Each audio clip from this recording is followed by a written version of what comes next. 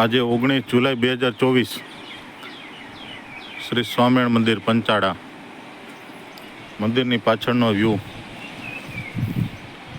અતિ ભારે વરસાદ 18 જુલાઈ એટલે કે ગઈકાલે સાંજના બપોર પછી 4 વાગ્યાથી શરૂ થયેલો વરસાદ એ અવિરત 19 જુલાઈના સાંજના 4 સુધી 24 કલાક વરસાદ વરસ્યો છે.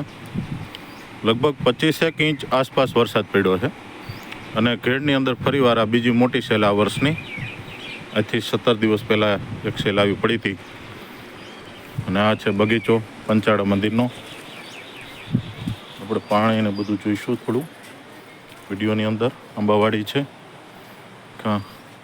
મોસંબી, આંબલી અને મનમોહક સરસ મજાના નાગરવેલના છોડ ના પાન, નાગરવેલના પાન. કેટલા બધો સરસ મજાનો નજારો નાગરવેલના પાનોનો.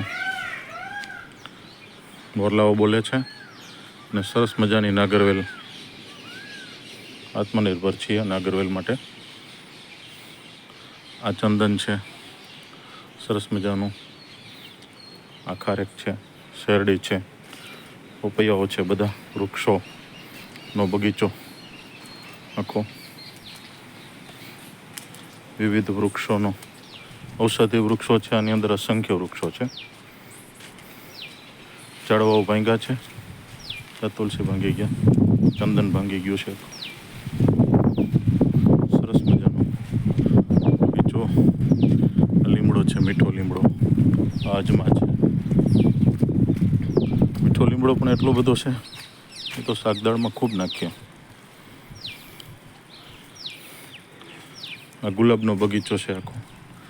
ક્યારાઓ કરી બનાવ્યો છે. એમાં નાળિયેરીઓ વાવી છે. આ વખતે મંદિરની પાછળના ભાગે 25 જેટલી નાળિયેરીઓ વાવી છે. આઈ થિંક આટલો ભાગ નવો બનાવ્યો છે. એટલો આ વાડાનો વધારો થયો. પણ જ્યાં જોઈએ ત્યાં દૂર દૂર સુધી પાણી.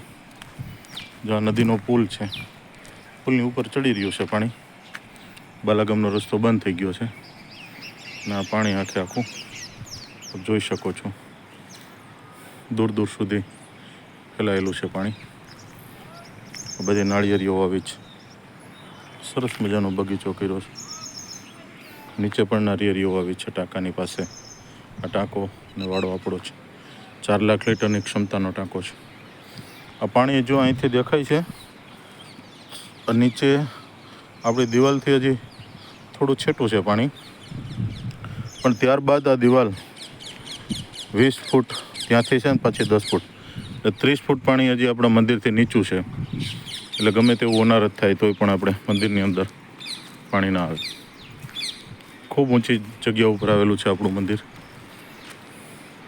અહીંથી આ લીમડાની આડું મંદિર છે. આ બગીચો આખો પણ નજારો ખૂબ સરસ છે. મોસમ બહુ ખુશનુમા છે. આજે 26 ડિગ્રી વાતાવરણ છે. ઠંડુ વાતાવરણ છે. અત્યાર સુધીનો સિઝનનો 35 ઇંચ આસપાસ વરસાદ થઈ ચૂક્યો છે. મંદિરની પાછળની દિવાલને પાણી અડી ગયું છે. આ દિવાલને તો પાણી જોઈ શકાય છે. બાલાગામનો રસ્તો છે આ પણ બંધ થઈ ગયો છે રોડની ઉપરથી. આના સામે નદી છે.